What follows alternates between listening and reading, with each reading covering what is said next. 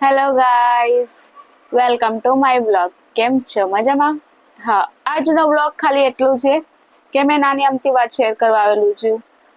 મેં છે ને એકચ્યુઅલી ઉત્તરાયણના દિવસે છે ને એક બોલુન લીધેલું હતું, જે દીદી પાસે મેં માંગેલું હતું કે મને આ બોલુન જોઈએ છે. પેલું લાઇટિંગ વાળું આવે છે, જે ટ્રેડિંગમાં પહેલે બહુ ચાલતું હતું, તે નીકળેલું હતું.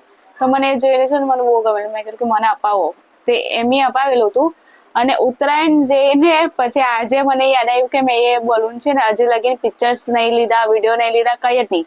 એ બલૂન ઉચકીને મેં સાઈડ પર મૂકી દીધેલું ને એ બલૂન મને રિસન્ટલી હમણાં યાદ આવ્યું છે કે મારી પાસે એક બલૂન છે. ભૂલા કરશું, યાદશક્તિ ઓછી છે.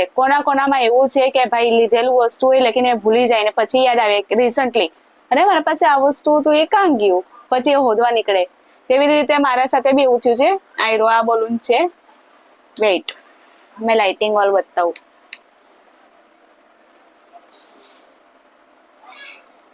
આખું તો નહીં દેખાતું હોય લેકિન નાનું નાનું દેખાય છે ને કેટલું ક્યુટ.